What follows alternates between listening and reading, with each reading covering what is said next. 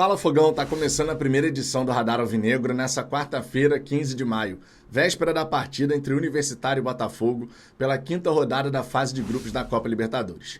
Ontem acompanhamos ao vivo aqui o confronto entre LDU e Júnior Barranquilla. E a equipe de Quito acabou sendo derrotada, era o que a gente queria. A LDU não podia ganhar, no máximo empatar.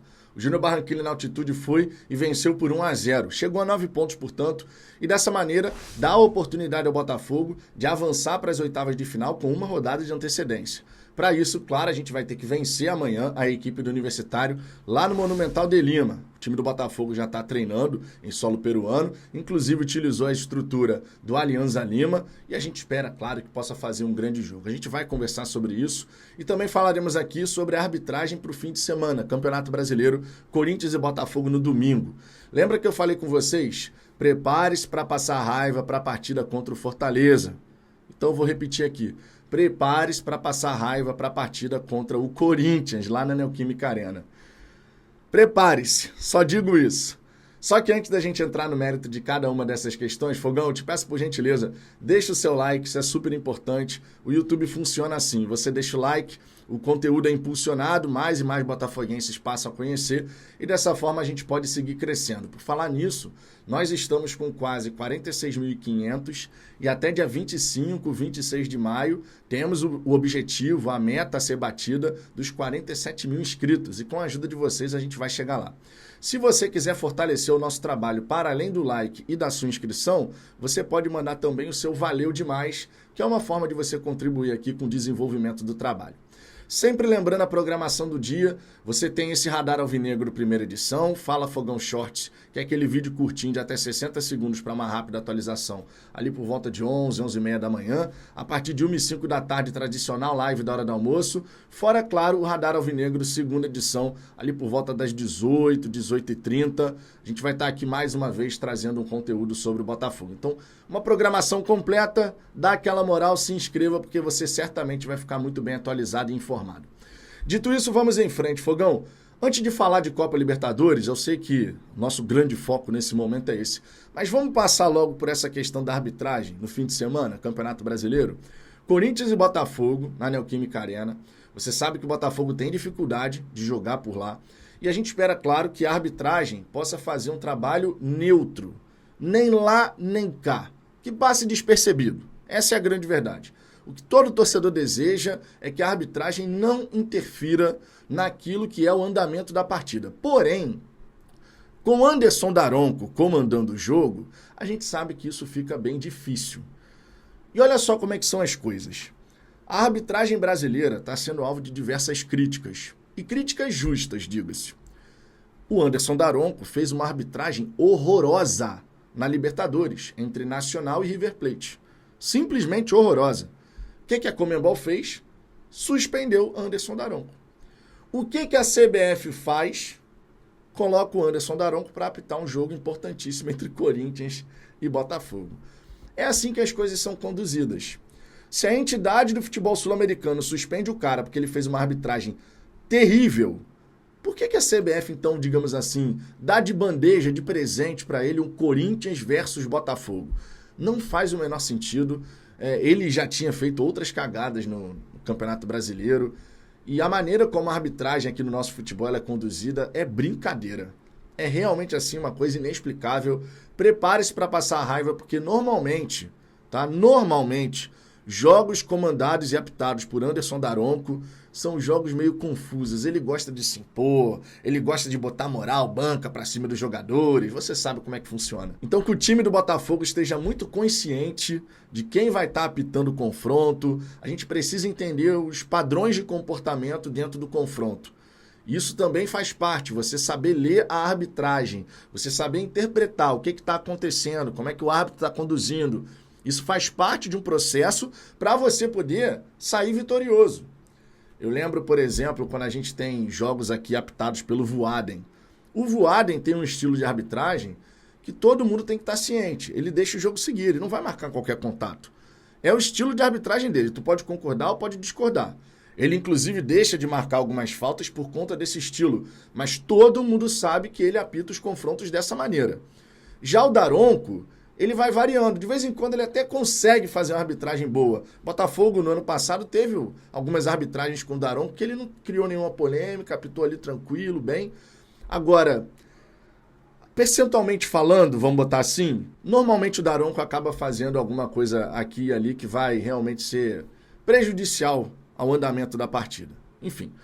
Agora, falando de Copa Libertadores, agora sim, né, mirando a nossa atenção aqui para esse confronto diante da equipe do Universitário, é bom destacar que o Fabian Bustos, treinador da equipe do Universitário, ele vem fazendo um trabalho bem consistente. Tá? Ficaram mais de 8 meses sem serem derrotados, aí perderam para o Botafogo no estádio Newton Santos. No campeonato peruano, eles agora estão na liderança, faltando 2 jogos para terminar. Conseguiram vencer o Sporting Cristal por 4-1. Sporting Cristal, que está sendo comandado pelo Anderson Moreira. Estava na liderança do campeonato direto, mas aí quando teve o confronto direto ali, o Universitário atropelou o Sporting. Venceu por 4-1. Ele tinha sido derrotado anteriormente. Tá? Na rodada anterior, o Universitário tinha perdido, mas aí atropelou o Sporting Cristal e conseguiu assumir a ponta da tabela. Então eles estão muito próximos de se sagrarem campeões peruanos novamente. É um trabalho consistente, é uma equipe que demonstrou uma capacidade de se defender muito interessante jogando no Rio de Janeiro, especialmente naquela primeira etapa. No segundo tempo, o Botafogo conseguiu acelerar o jogo, conseguiu quebrar essa marcação bem encaixada da equipe peruana.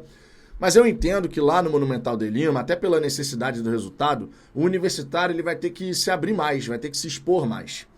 E nisso o Botafogo tem que ter a inteligência e a sabedoria para saber explorar. Porque apoiado pelos seus torcedores, o Universitário tende a querer atacar bem mais do que fez no Rio de Janeiro, verdade seja dita. E o Botafogo tem uma transição muito bem desenvolvida, tem jogadores de velocidade.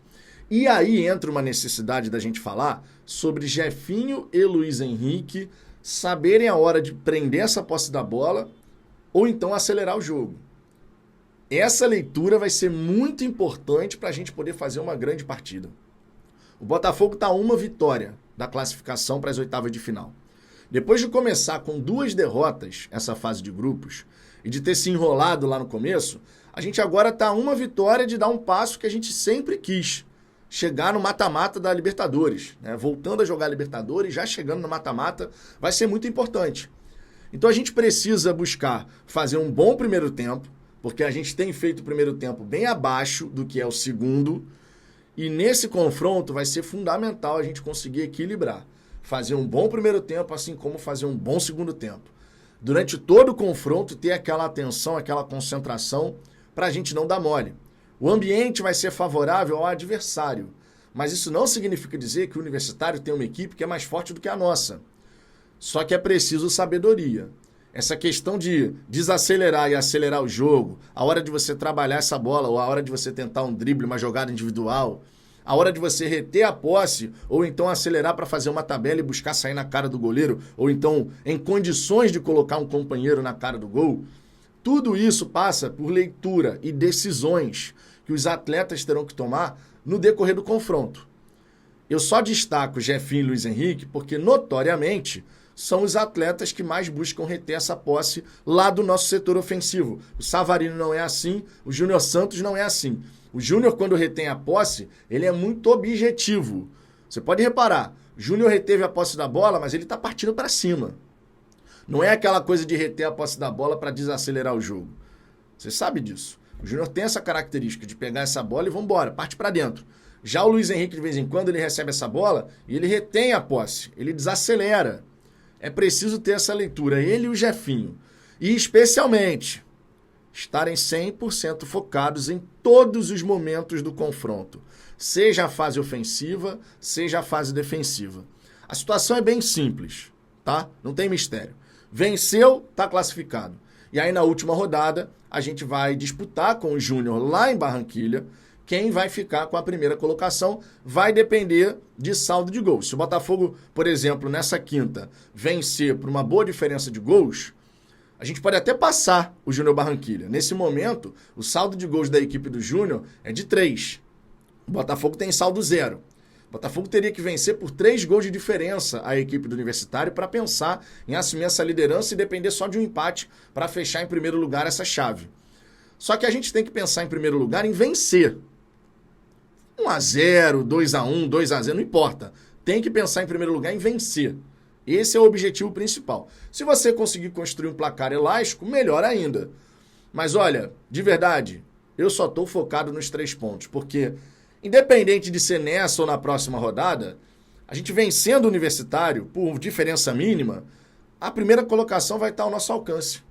A gente vai depender das nossas próprias forças, mesmo jogando fora de casa. E é bom lembrar, o Júnior Barranquilla jogando em casa não venceu nessa Libertadores, empatou os 2 jogos. Eles foram melhor fora de casa do que dentro de casa. Fora de casa eles venceram o Botafogo e venceram também a LDU. Então em casa foram 2 empates.